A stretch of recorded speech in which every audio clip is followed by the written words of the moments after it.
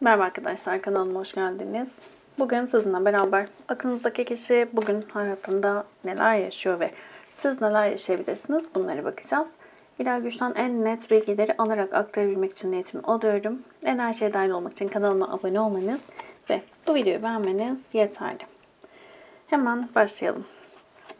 Öncelikle aklınızdaki kişi bugün hayatında neler yaşıyor dediğimizde aksiyon, yeni yön, sıkışmış ve gölge çalışması geldi. Şimdi günün enerjisine baktığımızda aktif enerji kendini sıkışmış ve ne yapacağını bilemeyen bir melankolik enerji olarak gösteriyor. Yeni bir yöne gitmesi gerektiğinin çok net farkında olan bir aklınızdaki kişi var. Ancak burada bir taraftan yenilik, yeniye kapı açmak, eyleme geçmek, harekete geçip bir şeyleri değiştirip dönüştürmek bir taraftan onu etkiliyorken diğer taraftan da kendini ciddi şekilde sıkışmış bir enerji içerisinde hissediyor. Çünkü bilinçaltındaki o karanlık taraf onun o sıkışmış hale kalmasını istiyor diyebiliriz. Daha çok böyle ne istediğini bilemeyen, evet istiyorum ama ne yapacağımı bilemiyorum, nasıl yapacağımı bilemiyorum diyen diyen bir enerji içerisinde aklınızdaki kişi. Ciddi şekilde aslında burada şöyle bir durum var. Gerçek manada yeniye kapı açmayı çok fazla istiyor. Ama diğer taraftan korkuları o kadar yüksek ki o korkular aklınızdaki kişinin harekete geçmesini çok ciddi şekilde engelliyor diyebiliriz. Ciddi bir yorucu enerji oluşturuyor onun için. Ama çok fazla yeni bir başlangıç yapma isteği var aklınızdaki kişide. Sabır, katılım, masumiyet, suçluluk duygusu ve başarı kartı. Şimdi genel manada sabrettiği bir sürecin içerisinde buradaki sabır ama aslında şöyle direkt sabır olarak almayabiliriz ama ciddi bir değişim ve dönüşüm aşaması içerisinde hayatında bir şeylerin ciddi şekilde değişmesini, dönüşmesini istiyor. Burada sabır kartında hamile bir kadından resmeder. Şimdi bu noktada o e, yavaş yavaş büyüme, onu biraz zorlasa da o hareketin artmaya başlama durumlarından bize bahsediyor. Hamileliğin işte yorucu fiziki olarak durumları ya da hamilelikten sonraki o doğum sürecinin acılı tarafları gibi diyebiliriz. Çok bir örnek oldu ama şimdi burada ciddi şekilde artık evet ciddi bir değişim dönüşüm var ve bunun acısını yaşıyor diyebiliriz. Bazı insanlar böyle kolaylıkla ya da güzel olaylarla derslerini güzel bir şekilde alabilirler. Şükür enerjileri çok yüksektir. Bazı insanlar da daha çok böyle negatif olaylar yaşadığında yaşadığı şeyin farkına varmaya başlar. Bu hem bir önceki aşamadaki o elindeki güzel şeylerin kıymetini bilmek için de aynı zamanda o çıkış için kendi gücünü görmekle ilgili de diyebiliriz. O yüzden burada birazcık karanlık bir tarafla mücadele ediyor ama onun için güzel şeyler oluşacak. Daha çok kendini kapatan bir enerji olabilir. Çok fazla hatta bencil bir enerji olabilir bu zamana kadar öyle söyleyebiliriz. Ama artık bu enerjiden yavaş yavaş çıkacak. Yavaş yavaş çıkması gerektiğinin farkında. Biraz gölge tarafı da onun masumiyet kartı ama biraz şey hissettirdi. Vicdanıyla, kendi vicdanıyla yüzleşeceği, kendi vicdanıyla ilgili bazı şeylerin farkına varacağı bir sürecin içerisinde olacak. Ve bu noktada aslında sistem ona rehberlik ediyor. Sistem birçok alanda ona yapması gerekeni gösteriyor ama bunu çok en azından şu an için net görebilecek bir enerjide değil. O karamsarlıktan en başta çıkması gerekiyor. Şimdi suçluluk duygusu ve başarı. Ya burada öyle bir şey ki kendi duygularını, kendi hislerini bastırabilmek adına başarıyı ön plana almış biri olarak görünüyor. Yani bazı insanlar şöyle düşünebilirsiniz. Değersizlik duygusu çok yüksektir. O yüzden örneğin dışarıdan baktığınızda işte acayip kendine özgüveni olan, kendine değer veren biri olarak görünür. Böyle tanımlarsınız. Altta mesela o kişinin değersizlik duygusu olduğunun farkına bile varmazsınız. Hatta bazı insanlar böyle şeyleri duyduğunda yok canım daha neler. İşte onda da böyle bir duygu olamaz gibi tepkiler verebilir. Burada da böyle bir şey var. Sanki yetersizliğini, kendi içindeki o suçluluk duygusu ama şimdi bakın suçluluk duygusu illa bir şey yapıp da yanlış yapıp da onun karşısında oluşan bir duygu gibi düşünmeyin. Buradaki suçluluk duygusu sanki varlığım bile benim suç gibi bir bakış açısı var. Böyle bir inanış var. Ve bu noktada artık onu kapatabilmek, işte ben değerliyim, ben hayır bu hayata layığım diyebilmek adına daha çok kendini iş hayatına yöneltmiş biri olabilir. Büyük çoğunluğu iş hayatı diyebiliriz. Bazıları da ikili ilişkilerdeki o bazı insanlarda işte o şey vardır ya ne kadar çok kişiyle görüşürsem o kadar kendimi iyi hissederim gibi bir bakış vardır öyle söyleyeyim, inanış vardır ya da böyle bir durum olabilir ama birçoğunuz için daha çok iş hayatı ve iş hayatı, çalışma, para, maddiyat ya da statüsel olarak yükselme gibi durumların olduğunu söyleyebiliriz. Kaçmak adına maskelediği o duygu.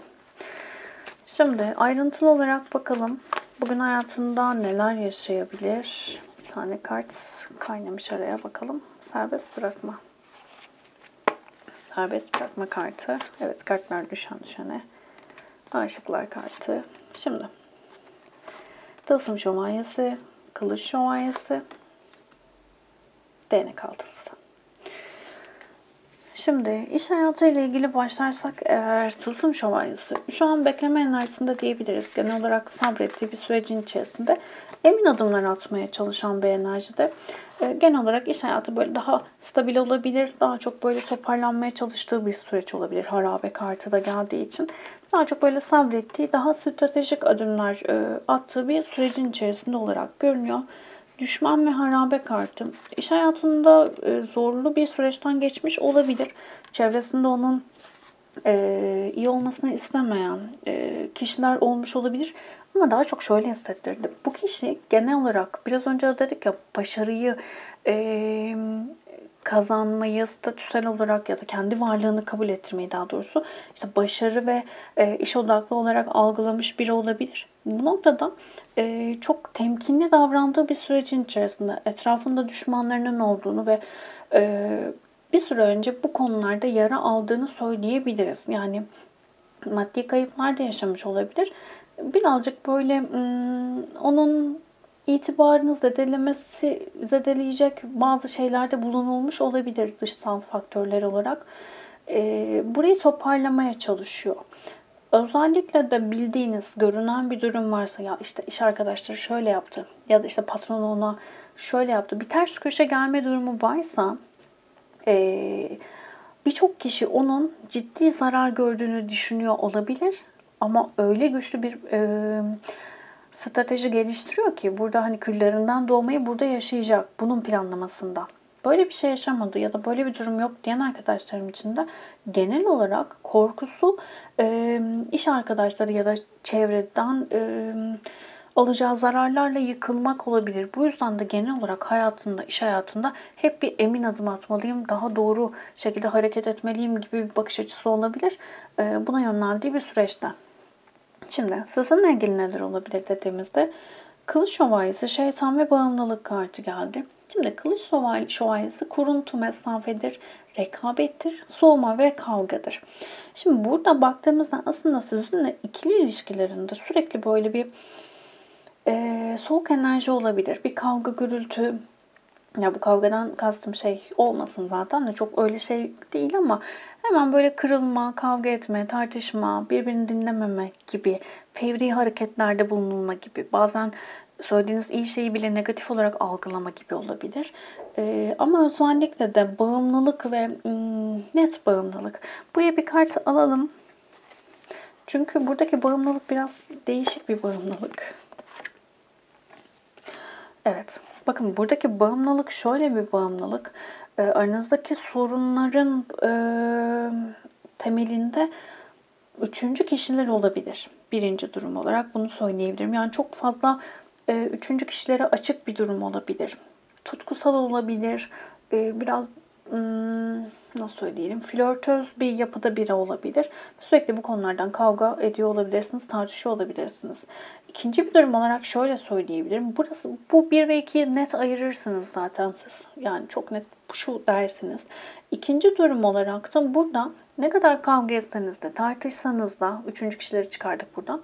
Ne kadar tartışsanız da, kavga etseniz de, anlaşamıyormuş gibi görünseniz de içsel olarak birbirinize karşı konulamaz bir çekim içerisinde olduğunuzu söyleyebiliriz. Böyle bir duygu içerisinde ve bunu çok net kabul etmiş diyebiliriz. Bazılarınız birbirinize karşı hani ya biz anlaşamıyoruz, bizden olmaz deyip ama birbirinden kopamama durumu olabilir. Birinci durumda aslında ilk söylediğim birinci durumda burada birazcık daha çevreye daha flörtöz yapıda biri olmaktan kaynaklı olabilir.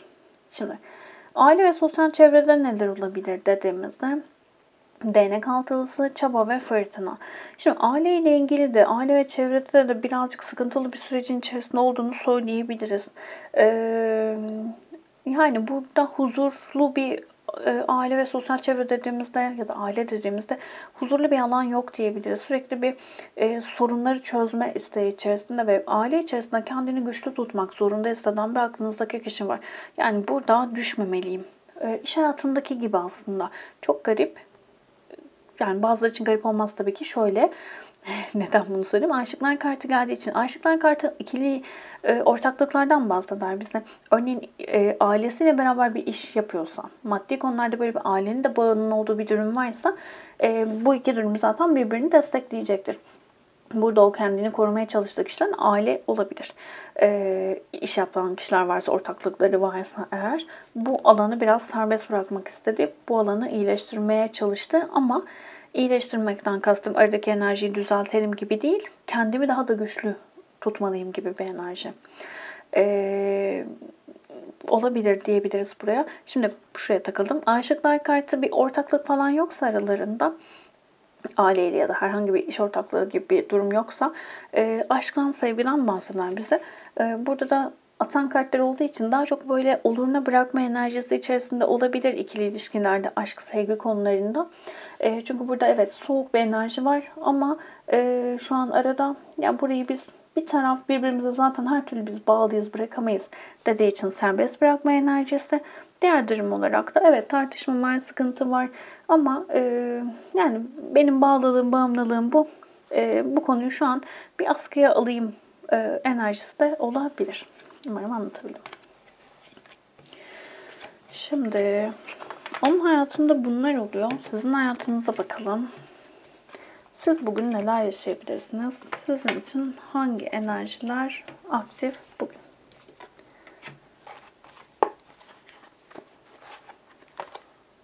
Dersler, uyanış. Şu kartı çok gözüm takıldı. Bunu da alacağım. Tamam. Teklifi üçüncü kişiler. Evet. Şimdi günün enerjisine baktığımızda bazı fark edemediğiniz şeylerin ortaya çıktığı bir süreç olabilir. Bazı gerçekleri daha net görmeye başladığınız bir gün olabilir bugün. Birileriyle iletişime geçerek de bunu yaşayabilirsiniz ya da bazen aydınlanma dediğimiz şeylerde yaşayabilirsiniz. Bakış açınızı değiştirdiğiniz bir gün olacak. Bazı teklifler gelebilir. Özellikle üçüncü kişilerle ilgili. Şimdi üçüncü kişiler burada şöyle söyleyebiliriz. Partnerinizle aranızda bir üçüncü kişi olabilir, bu olabilir. İşte ailenizdeki o işte akrabalar arasında üçüncü bir kişi olup da böyle arayı bozan kişiler olabilir. Negatif manada yaklaşan kişiler, iş hayatınızdaki üçüncü kişiler olabilir. İş hayatınızı etkilemek isteyen gibi bir sürü şey söyleyebiliriz. Daha çok üçüncü kişiyi şöyle düşünebilirsiniz.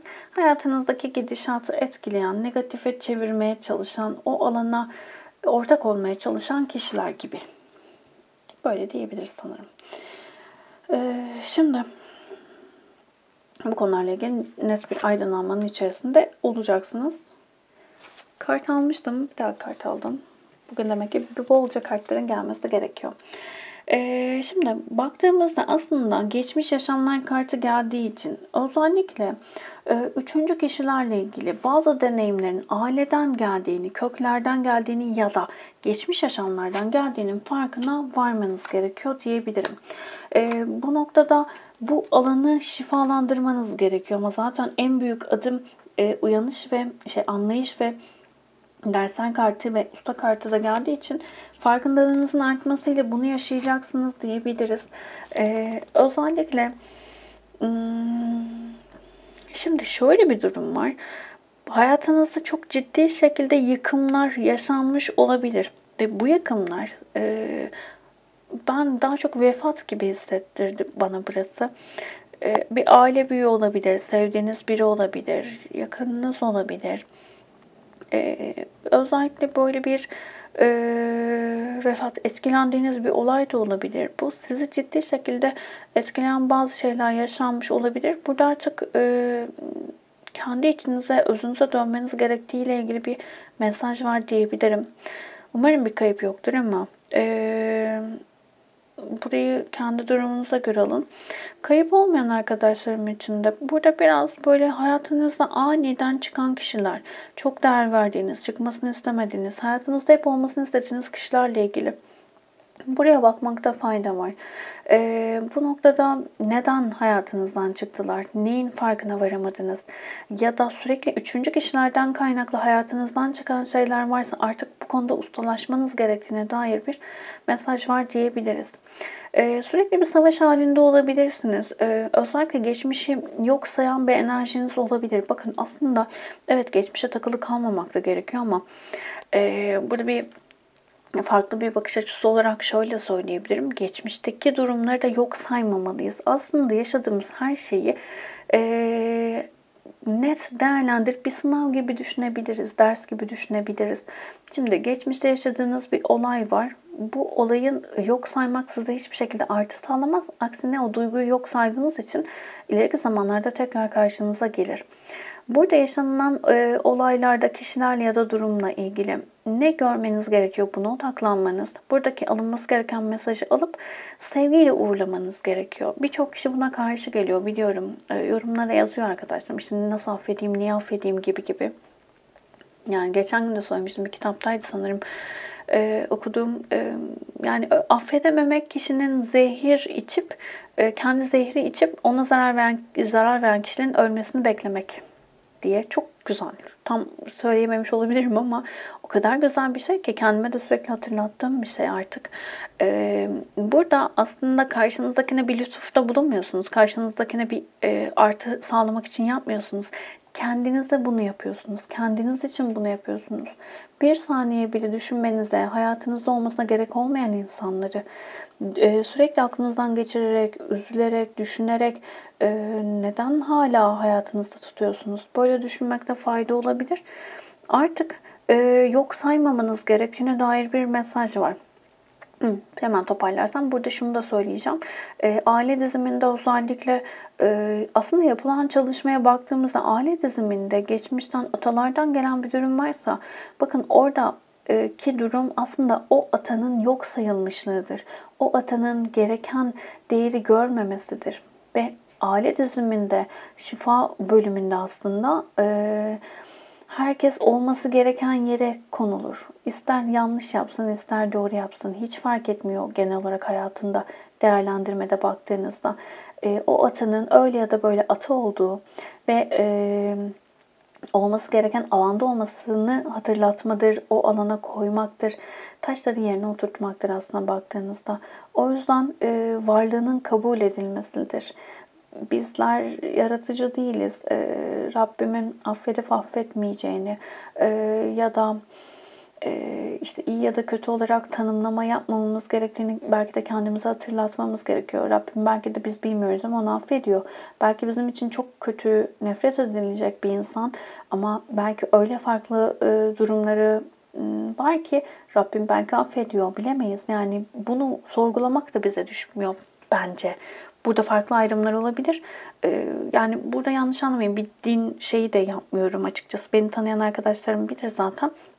Kendi inancınıza göre burayı değiştirebilirsiniz her türlü. Çok net size şunu söyleyebilirim. Neye inanıyor olursanız olun, hepsinin temelinde sevgi olduğunu göreceksiniz. O yüzden lütfen, buna odaklanın. Yani burada bir din şeyi yapmıyorum, yanlış anlaşılmasın. Eminim ki yani bu zamana kadar araştırdığım, gördüğüm, deneyimlediğim, ki şifa çalışmalarında birçok yöntem kullanıyoruz. İlla bizim dinimiz şu, illa bunu yapacağız gibi bir şey yok. Her insanlığa mal olmuş tüm çalışmaları yapıyoruz. Çok uzattım. Devam ediyorum. Konuşmaya başlayınca duramıyorum. O yüzden burada yok sayılan bazı şeylerin farkına varmak ve artık geçmişle savaşmamak gerekiyor. Bir şeyleri geride bırakmak ama tamamlayarak geride bırakmak gerekiyor. Tecrübe ettiğiniz olaylarla ilgili ciddi bir üzüntü içerisinde olabilirsiniz. Artık bu alanı hafifletin lütfen.